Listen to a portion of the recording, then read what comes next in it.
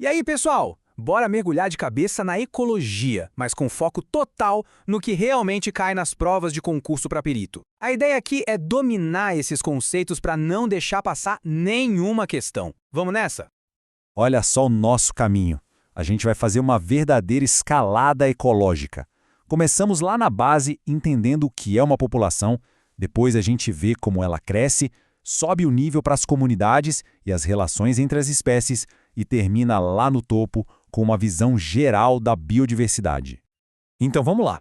Primeiro ponto. O que é uma população? Esse aqui é o tijolo principal. Se esse conceito não estiver bem firme, todo o resto do prédio da ecologia pode balançar na hora da prova. Muita atenção aqui, porque essa definição é ouro. Anota aí. População é um grupo de indivíduos da mesma espécie, na mesma área e no mesmo tempo. Se a questão tentar mudar um desses três pilares, pode marcar que está errado. É um clássico das pegadinhas. E aqui está uma diferença que confunde muita gente. Pensa assim, espécie é o conceito geral, tipo todos os lobos-guará que existem. Agora, população é um recorte, os lobos-guará do Parque Nacional da Serra da Canastra em 2023. Uma coisa é a ideia, a outra é a foto daquele grupo, naquele lugar, naquele momento. Beleza. Agora que a gente já sabe o que é uma população, vamos entender a dinâmica dela. O que faz o número de indivíduos disparar ou, de repente, diminuir drasticamente?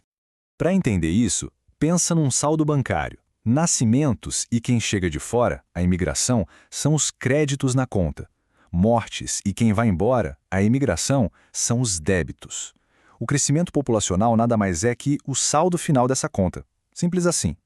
E esse gráfico aqui é fundamental para entender a história toda. Tá vendo essa linha que sobe direto? A tal da curva J? Esse é o potencial biótico. É o crescimento num cenário ideal, tipo um paraíso sem limites. Mas a vida real, né, é a curva S, que uma hora estabiliza. Isso acontece por causa da resistência do meio. É a teoria contra a prática. E essa tal resistência que a gente viu ali no gráfico é exatamente isso. O ambiente coloca um freio. Falta comida, falta espaço, tem predador.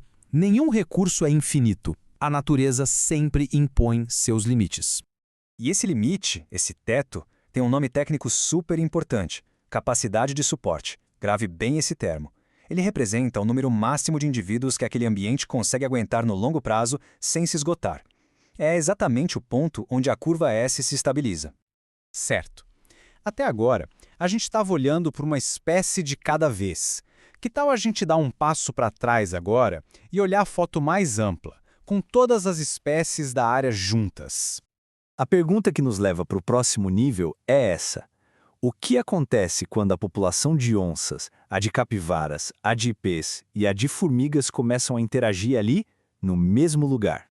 A resposta é: elas formam uma comunidade.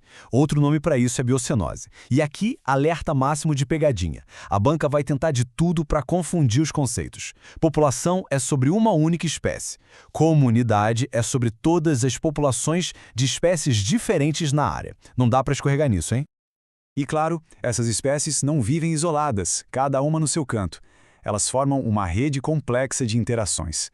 Uma come a outra, competem por recursos, às vezes até se ajudam. Vamos entender as regras desse jogo.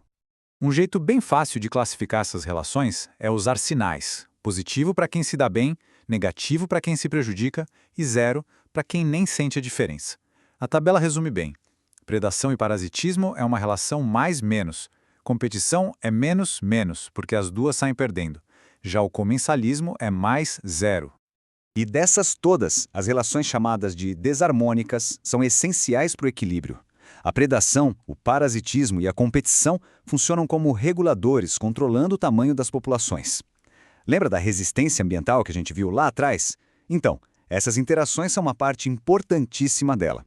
Chegamos ao topo da nossa análise. Agora, com todo esse conhecimento, como um perito consegue olhar para uma comunidade e dizer se ela é saudável ou degradada? Como a gente mede essa complexidade? Vamos ver um primeiro cenário? A comunidade 1. Aqui a gente tem 4 espécies e a distribuição está perfeitamente equilibrada, 25% para cada uma. Isso é o que chamamos de alta uniformidade. Agora, olha a comunidade 2. São as mesmas 4 espécies, mas a situação é bem diferente. Uma única espécie domina a área com 70% dos indivíduos, enquanto as outras são bem mais raras. Nesse caso, a uniformidade é baixíssima. E aqui está o pulo do gato, o detalhe que as bancas amam cobrar. Se a gente olhar só a riqueza, as duas comunidades são iguais, certo? As duas têm 4 espécies. Mas quando a gente olha a uniformidade, ou seja, o equilíbrio, a comunidade 1 é muito mais diversa e estável. Então, a grande lição é esta. Biodiversidade de verdade não é só sobre a quantidade de espécies diferentes, a riqueza.